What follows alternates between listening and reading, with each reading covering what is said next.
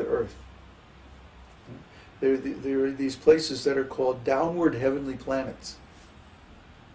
And they're down beneath the earth.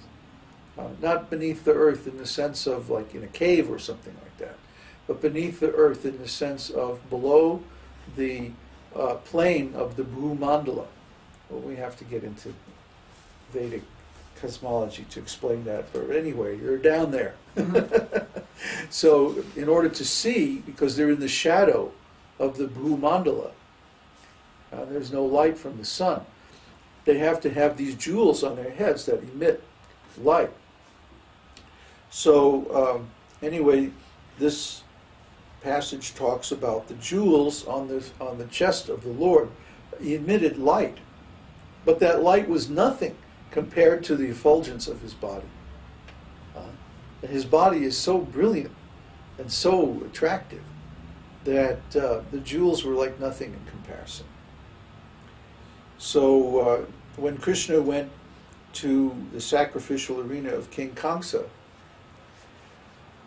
he was only 16 years old, and these wrestlers were big, strong, mature men.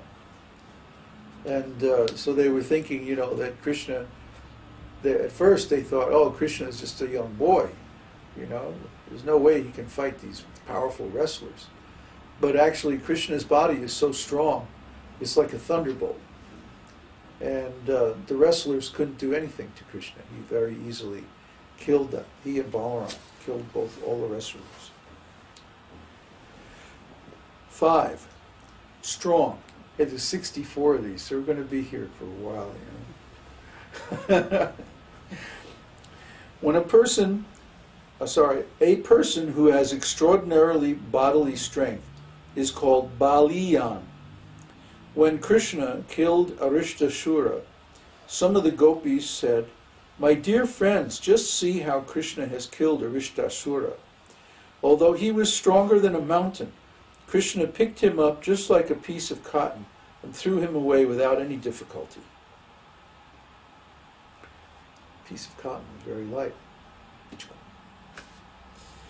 There's another passage wherein it is said, "My dear devotees of Lord Kṛṣṇa, may the left hand of Lord Kṛṣṇa, which has lifted Govardhan hill like a ball, save you from all dangers."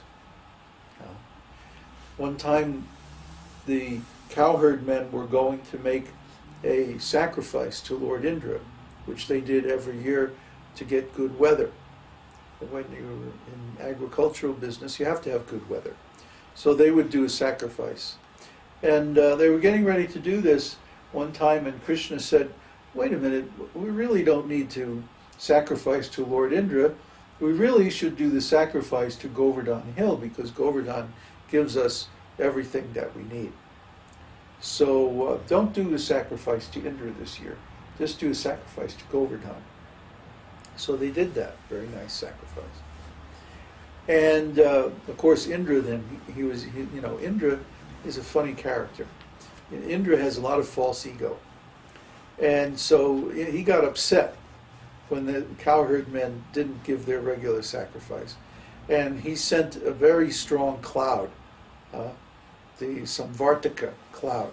Now this cloud is the cloud that rains down at the end of the universe. When it's time to dissolve the material world, this cloud is sent, the Samvartaka cloud, and it rains so hard that it's described that the columns of water were coming down like the trunks of a tree, or like the legs of an elephant.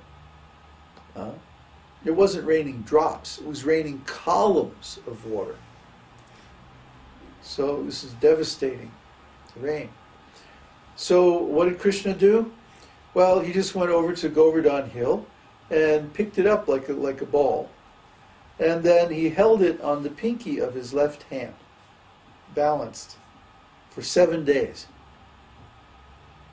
And all the cowherd men and women and cows came under Govardhan Hill and like a big umbrella. This is how strong Kṛṣṇa is, that he could hold this hill continuously for 7 days without any problem.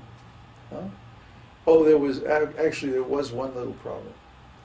every time he looked at the breasts of the gopis, he would kind of shake a little bit. That's our Kṛṣṇa.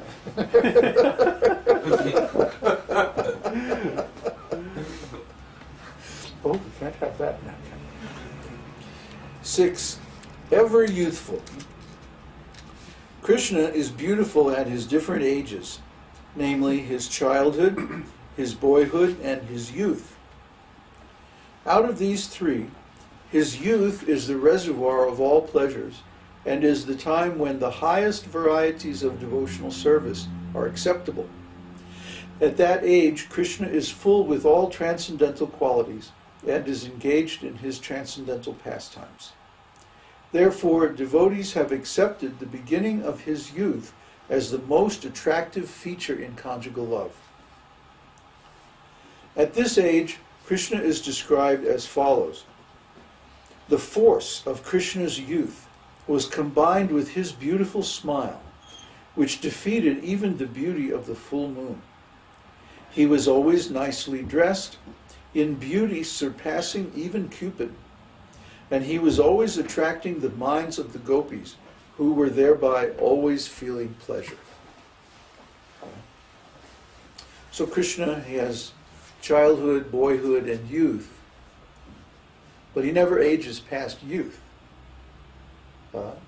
He stays in his youthful form throughout all of his pastimes on the earth, and he was on the earth for 125 years. Which in those days was actually not a very long lifetime. In the Dwapara Yuga, generally the lifespan is 1,000 years. So, Methuselah lived 900 years. Well, he must have lived back in the Dwapara Yuga. So everything's understandable when you have Vedic knowledge. And without Vedic knowledge, we can't actually understand anything. But when we understand that Kṛṣṇa is always youthful, this kind of defeats the idea of God as being some old man with a big long beard up in the sky, sharpening thunderbolts. Let's see. Boom! I mean, what kind of picture of God is that? Huh? That's a very, immature, very puerile, childish picture. Hey, if I was God, I wouldn't want to get old either. Huh? Getting old is no fun. This body is always giving trouble. Always something wrong. Sometimes more than one thing at a time. So, anyone who is sane would want to remain youthful. And so it is that Kṛṣṇa is ever youthful. That's his special feature. He never ages past the prime of youth. Huh? We've all seen young men, athletic young men at the age of 16 or so, and how their form is just so perfect and so beautiful. Well, Kṛṣṇa is like that, only hundreds or thousands of times more beautiful. It really is hard to imagine how beautiful Kṛṣṇa is. At this age, Kṛṣṇa is described, I said that already. The force of Kṛṣṇa's youth was combined with his beautiful smile. His youth was forceful. His youth is so strong. Try to understand. Kṛṣṇa could enjoy with thousands and millions of gopis simultaneously. That's how strong his youth is. See? We human beings, we have a hard time even satisfying one woman. Kṛṣṇa can satisfy millions of women. That's youth. So who would not want to be associated closely with Kṛṣṇa? I mean, Kṛṣṇa is just so wonderful. Our idea of pleasure or beauty is frog philosophy. Prabhupada used to tell this story all the time. that there was a frog who lived in an old well. You know, a well is just basically a tubular hole in the ground. And at the bottom there's a little bit of water. So this frog lived in this old well. And one day his cousin came to visit. And his cousin lived by the seashore, by the ocean. And so they were talking, you know, ribbit, ribbit, rabbit, rabbit.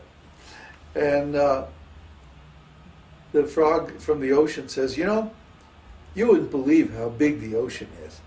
It's really big. And so the other frog says, how big is it? Huh? Twice the size of this well? 3 times the size of this well? Huh? No, it's much bigger than that. No. All right, 10 times.